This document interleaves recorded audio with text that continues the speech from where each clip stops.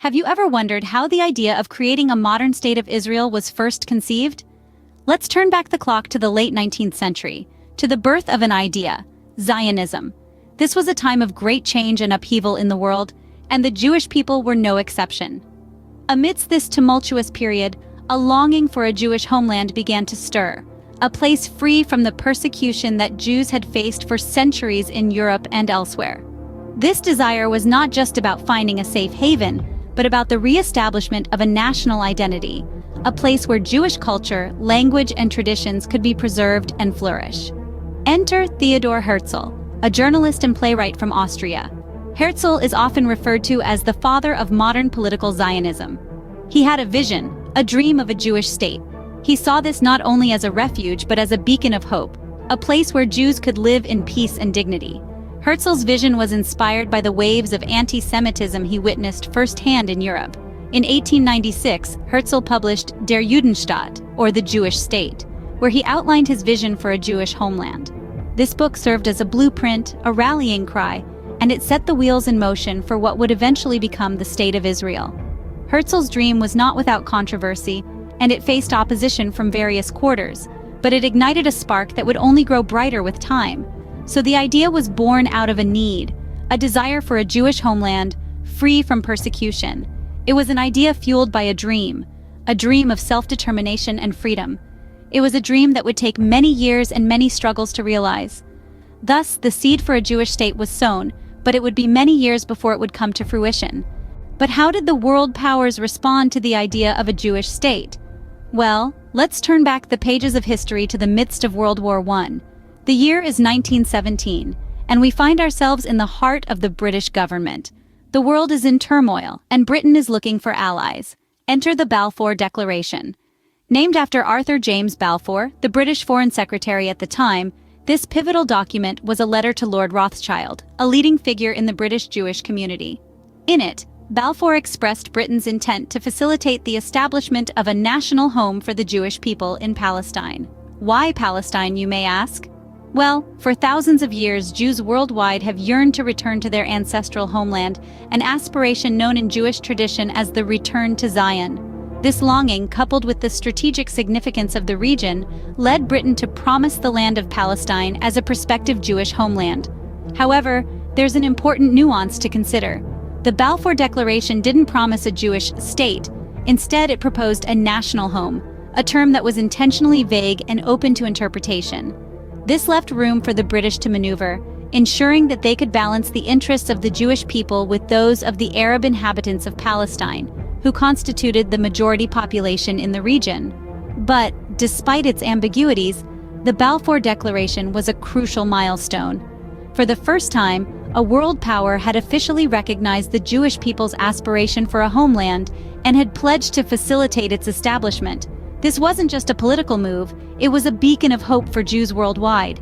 It signaled a shift in global attitudes, turning the age-old dream of a Jewish homeland into a tangible possibility. However, as we'll soon discover, this promise was easier said than done. The road from the Balfour Declaration to the establishment of Israel was anything but smooth. This marked a significant turning point, but the path to statehood was fraught with challenges.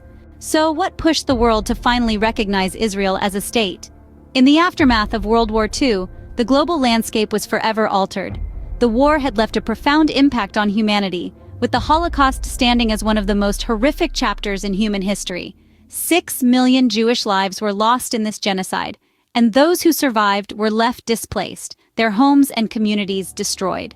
These survivors, scarred and stateless, were scattered across Europe, living in displaced persons camps.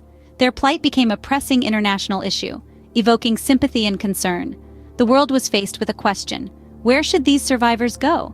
Many of them yearned for a place they could call home, a sanctuary where they could heal from their traumatic past.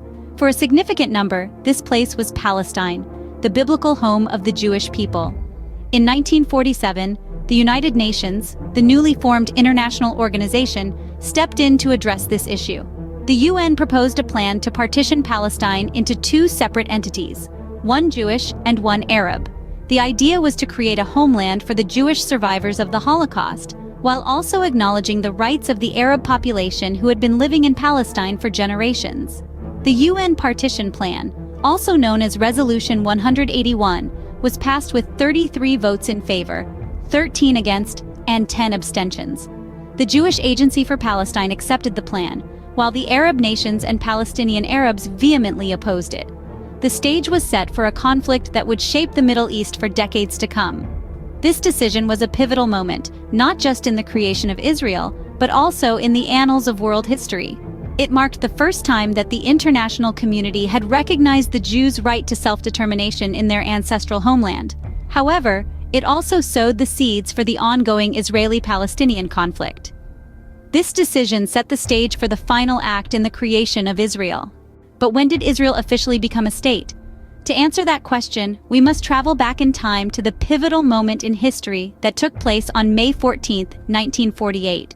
On this day, David Ben-Gurion, the head of the Jewish Agency, declared the establishment of a Jewish state in the land of Eretz Israel, to be known as the State of Israel. Ben-Gurion's declaration was not merely a proclamation, it was a culmination of years of longing, aspiration, and struggle. It was a moment of triumph, a moment when the dream of a Jewish homeland was no longer a distant hope, but a tangible reality. Ben-Gurion's words echoed through the halls of the Tel Aviv Art Museum, where the ceremony was held, and reverberated across the globe.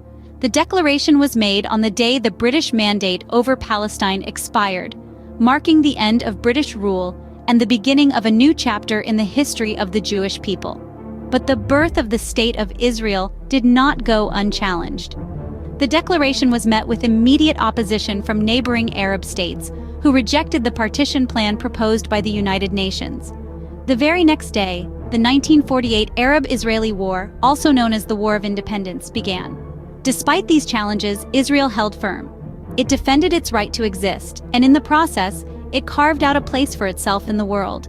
Yet, amid the turmoil, there was also recognition and support. The United States, under the leadership of President Harry S. Truman, was the first country to officially recognize the State of Israel, a mere 11 minutes after the declaration was made. This was followed by swift recognition from several other countries, marking the beginning of diplomatic relations with the newly formed state. The declaration of the State of Israel was more than just a moment in history. It was a testament to the resilience of a people who, despite facing unimaginable hardships, never lost sight of their dream. It was a beacon of hope, a symbol of determination, and a promise of a future. And with that, after decades of aspiration and struggle, Israel was born. What were the consequences of the creation of Israel? This simple question opens the door to a complex and multifaceted answer. The birth of Israel has set the stage for a series of Arab-Israeli conflicts, a subject vast and intricate in its own right. From the War of Independence in 1948 to the Six-Day War in 1967 and the Yom Kippur War in 1973, Israel has faced persistent threats to its existence. But the aftermath of Israel's creation isn't just about wars and conflicts. It's also about the ongoing Palestinian issue, a deeply rooted problem that continues to affect the region. The displacement of Palestinians and the disputes over the right to return have fueled a long-standing tension between Israel and Palestine, a tension that continues to simmer, sometimes boiling over into full-blown confrontations. The creation of Israel has also significantly impacted the Middle East at large. It has reshaped the political, social, and economic dynamics of the region, influencing relations between Arab countries and their stance towards the West.